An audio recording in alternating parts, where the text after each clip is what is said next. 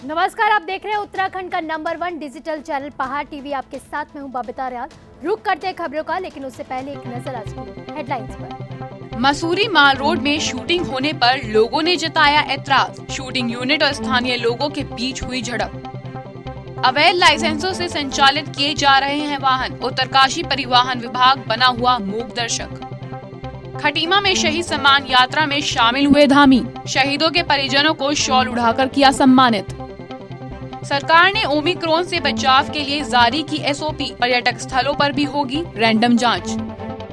मुख्यमंत्री पुष्कर सिंह धामी ने खटीमा में शहीद सम्मान यात्रा में प्रतिभाग किया। उन्होंने कहा कि सैनिक पुत्र होने के नाते मुझे इस सम्मान यात्रा में सम्मिलित होने पर गर्व महसूस हो रहा है। मुख्यमंत्री धामी ने शहीदों के आश्रितों को शॉल उड़ाकर और ताम्र पत्र भेंट कर सम्मानित किया। उन्होंने कहा कि हमारी सेना के जवान हमेशा भारत माँ पर सर्वस्व अर्पित करने को तैयार रहते हैं। इन शहीदों के परिवारों का सम्मान करना हम सभी देशवासियों का कर्तव्य है। उत्तराखंड के 13 जनपदों के शहीदों के आंगन की मिट्टी से उत्तराखंड का 5वां धाम सैन्य धाम देहरादून में बनाया जाएगा। वरिष्ठ पत्रकार और समाज सेवी उमेश कुमार ने खानपुर के खड़ंजा स्थित मदरसे के क्षेत्र में मौलवियों कारी साहब हाफिज साहिबान से मुलाकात की। इस दौरान उमेश कुमार ने कहा कि वे सभी के खोए सम्मान को लौटाने के लिए इस मैदान में आए हैं। उन्होंने कहा कि उन्हें अगर एक मौका दिया गया तो वे क्षेत्र के विकास के लिए कोई भी कसर नहीं छोड़ेंगे। कोरोना के नए वेरिएंट ओमिक्रॉन का कहर लगातार देश में बरपने लगा है। कोरोना के नए वेरिएंट ओमिक्रॉन का संक्रमण उत्तराखंड में दस्तक दे चुका है। कोरोना के बढ़ते कहर को देखते हुए उत्तराखंड सरकार द्वारा सभी जिले के प्रशासनिक टीम को अलर्ट मोड पर रहने के निर्देश दिए गए हैं। वहीं प्रदेश के मुख्यमंत्री पुष्कर सिंह धामी द्वारा कोरोना को नए वेरिएंट को लेकर संबंधित अधिकारियों के साथ बैठक कर सभी को कोरोना को लेकर किसी प्रकार की लापरवाही न करने के निर्देश दिए गए हैं। ठीक है, जिस तरीके से देखा जा रहा है कि अभी जो है 3rd वेरिएंट कोरोना का आ गया है और धीरे धीरे वो पैर पसार रहा है और केसेस भी डे बाय डे पूरे देश में बढ़ रहे हैं।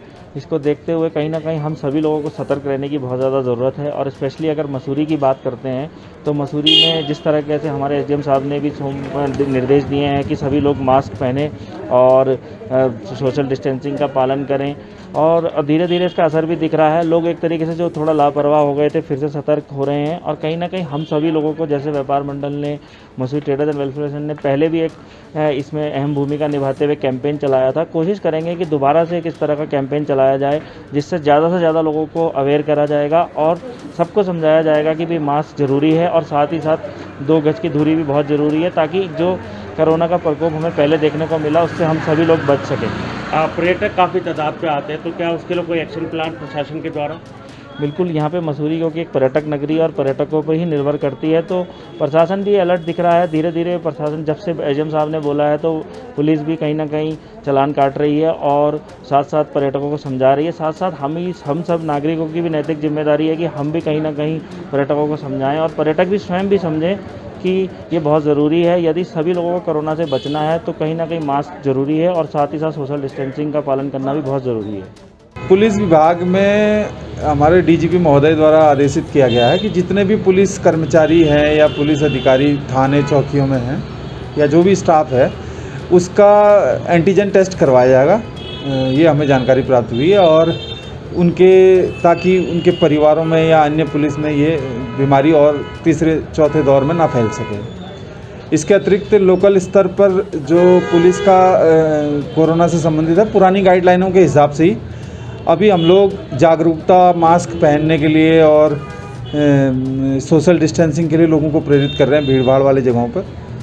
इसके अलावा जो होटल, धर्मशाला, सराय संचालक हैं उनसे भी लगातार हम संपर्क में हैं और हम उनसे बार बार निवेदन भी करते हैं और पुरानी कोविड गाइडलाइन को फॉलो करते हुए किसी भी प्रकार से जो RT-PCR नेगेटिव टेस्ट वाले हैं उन्हीं को अपने होटल में रुकवाएं। और यदि कोई इसके बावजूद भी कोई पेशेंट आता है या कोई इस तरह से लक्षण वाला व्यक्ति आता है तो उसकी तत्काल जानकारी या तो पुलिस प्रशासन को दें या संबंधित विभाग को जो इसके लिए रिस्पॉन्सिबल है उसको दें। हद तक ये पिछले 2-3 महीने से रिलैक्सेशन लोगों में आ गया है, लेकिन हम फिर से प्रचार प्रसार कर रहे हैं, लोगों को प्रेरित कर रहे हैं और हतोत्साहित कर रहे हैं ऐसे कामों को जिसमें कोविड फैलने की संभावना ज़्यादा रहती है। लोगों को मास्क पहनने के लिए हम फिलहाल हमारा जागरूकता अभियान चल रहा है। कनिष्ठ अभियंता संविदा उत्तराखंड समिति लोक निर्माण विभाग की अनिश्चितकालीन हड़ताल लगातार 15वें दिन जारी रही। सरकार की उदासीनता से सभी अभियंताओं में भारी आक्रोश व्याप्त है। इसी क्रम में अभियंताओं द्वारा सरकार को चेताने के लिए 30 नवंबर को विशाल अभियंता आक्रोश रैली स्थान परेड ग्राउंड से सचिवालय रैली निकाली गई। सचिवालय पहुंचते ही अपर सचिव श्री अतर सिंह द्वारा अध्यक्ष सहित 3 अभियंताओं को वार्ता के लिए बुलाया गया, जिसमें उनके द्वारा कनिष्ठ अभियंताओं के प्रस्ताव को सरकार के समक्ष रखने को कहा गया। मसूरी में मंगलवार की देर शाम को मसूरी देहरादून मार्ग लाइब्रेरी बस स्टैंड कुंज भवन के पास एक कार अनियंत्रित होकर एक सड़क से दूसरी सड़क पर जा गिरी, जिसमें 4 लोगों में से 2 लोगों को मामूली रूप से चोट आई है। बताया जा रहा है कि सड़क किनारे पड़े मलबे में कार फिसलकर अनियंत्रित हो गई और दूसरी सड़क पर जा गिरी। घटना की सूचना मिलते ही मसूरी पुलिस और स्थानीय लोग मौके पर पहुंचे और कार में सवार युवकों को कार से निकाला गया और घायल युवकों को मसूरी उप जिला चिकित्सालय ले जाया गया।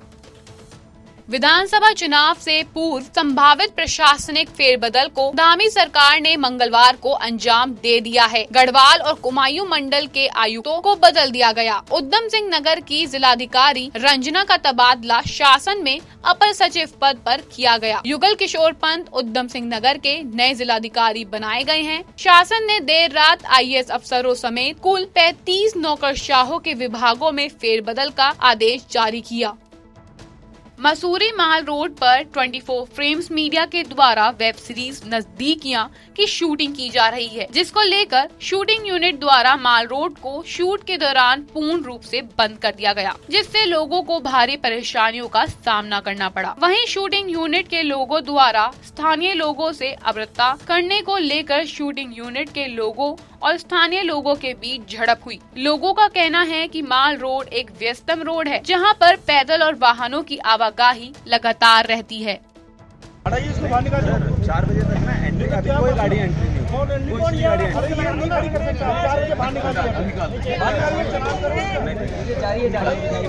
निकाल दे आप भी चाहिए सर, हो गया अभी चाहिए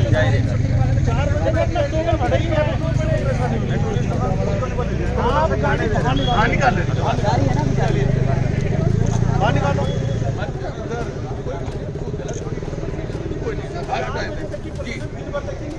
तो 12 महीने नहीं निकाल देते, नहीं सर चाहिए वापस नहीं जा रहे हैं। मैंने बोला जनता को परेशानी नहीं हो रही है, परेशानी पहले हटाइए। अरे परेशानी हो रही, जाम लग रहा है, जाम लग रहा है, यहाँ जाम लग रहा है, हटाइए गाड़ी बाहर निकालो आप। अरे चलो हो गया सबका, निकलो यहाँ से आइए, ये हटाओ, ये बंद करो अपना, हो गया हटाओ, ये ताम झाम अपना हटाओ, हटाओ हटा रहे हटाओ बोल रहे हैं, उसको खोल के निकाल ही रहे हैं। हो गया सर, बहुत की गाड़ी बाहर निकालो। हाँ जी, जो गाड़ी स्टार्ट करो, चल हमारी गाड़ी दो, हमारी गाड़ी सिर्फ एक गाड़ी है बस, ये बात हटाओ।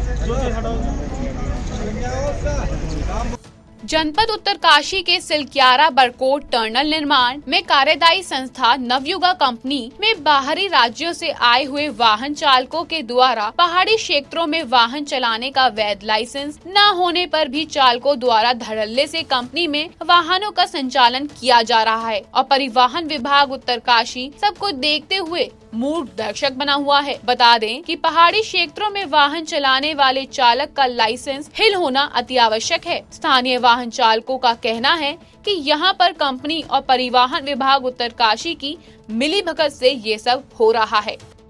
नवयुगा इंजीनियरिंग कंपनी, हम यहाँ पे रोजगार के लिए आए हुए हैं। यहाँ पे बाहर के लोगों को बिना लाइसेंस के ड्राइवरों को गाड़ी मिल रही है, हमें लाइसेंस होके भी हमें गाड़ी नहीं मिल रही है। हमारा जबकि लाइसेंस है हैवी हिल पब्लिक सर्विस सारा है, और जो बाहर के ड्राइवर आ रहे हैं उनके पास किसी के पास लाइसेंस नहीं है, किसी का लाइसेंस पूरा नहीं है।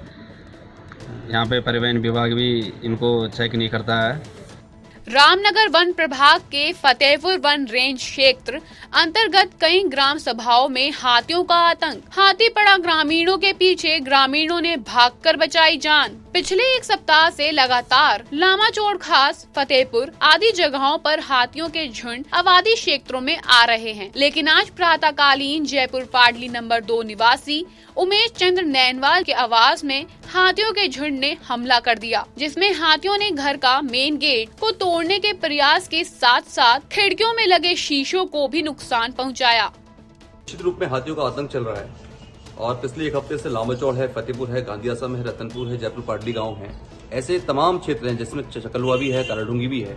तो कम से कम अलग अलग झुंडों में हाथी घूम रहे हैं, जिसमें एक जगह तो 5 हाथियों का आतंक एक साथ जगह जगह किया जा रहा है और वहीं करीब 30-35 हाथी एक साथ, जिसमें वो चौसला है और चकलवा, काराडूंगी इस जगह पर देखे गए हैं। नुकसान फसलों को भारी किया गया है। वहीं 2 तस्कर हाथी जो मेन रोड में, खासकर जयपुर पाडली और लामाचौड़ मेन भाखड़ा पुल में लोग फोटो सेशन करवा रहे हैं उनके साथ, हाथियों के साथ, और हाथी खड़े हुए हैं। तो दोनों चीजें हैं कि हाथियों द्वारा घरों में भारी नुकसान किया गया है, जैसा कि आपने देखा भी है कि 3 घरों में उनके दरवाजे तोड़ दिए हैं, शीशे तोड़ दिए हैं, गौशाला की छतें तोड़ दी हाथियों द्वारा। तो घर तक मतलब वो लोग प्रवेश कर चुके हैं, अटैक मुद्रा में है। तो मैंने आज जो डीएफओ महोदय हमारे जीवन जोशी जी हैं रामनगर डिवीजन के, उनसे बात करी, उनको पूरी यथास्थिति से अवगत कराया है और ये भी अनुरोध किया है कि जो भी लोगों का नुकसान हुआ है उसकी भरपाई तत्काल प्रभाव से विभाग द्वारा की जाए। और सेकंड, ये जो पिछले एक हफ्ते से ग्रामीण क्षेत्रों में हाथी का आतंक है, फतेहपुर मार्केट में हाथी सार्वजनिक रूप से ऐसे जैसे कोई पेट एनिमल होगा ऐसे घूम रहा है, और वहीं लामाचौड़ मेन जो चौराहा है वहां पर हाथी देखा गया। तो कहने करती है कि मतलब आबादी में हाथी है तो हाथी। रुद्रपुर के रेलवे स्टेशन में शंटिंग के दौरान एक ट्रक ट्रेन की चपेट में आ गया, जिसमें ट्रक का आगे का हिस्सा बुरी तरह से क्षतिग्रस्त हो गया। इस दौरान ट्रक चालक लगभग 1 घंटे तक ट्रक में ही फंसा रहा, जिसे बमुश्किल ट्रक से बाहर निकालकर जिला अस्पताल ले जाया गया। आनन फानन में टीम मौके पर पहुंची। चालक को 1 घंटे के बाद बमुश्किल ट्रक से बाहर निकाला गया, जहां से उसे अस्पताल भेजा गया। उत्तराखंड पावर कॉर्पोरेशन लिमिटेड और power transmission corporation of Uttarakhand limited के एमडी दीपक रावत को कुमायूं का नया कमिश्नर बनाया गया है। गुरुवार यानी कल उनके कार्यभार ग्रहण करने की संभावना है। बता दें कि दीपक रावत नैनीताल में बतौर जिलाधिकारी भी सेवाएं दे चुके हैं। वह अपनी कार्यशैली के कारण बेहतर प्रशासक के रूप में जाने जाते हैं। पहाड़ टीवी में फिलहाल के लिए बस इतना ही। उत्तराखंड की बड़ी और तमाम खबरों के लिए आप देखते रहिए पहाड़ टीवी। नमस्कार। है बेखौफ उम्मीद का रंग,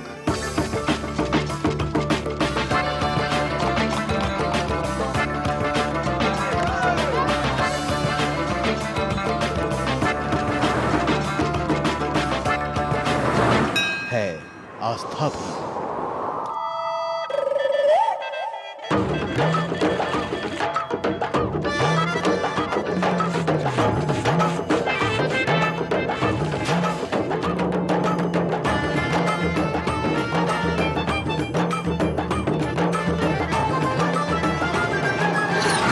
ये है मेरा उत्तराखंड।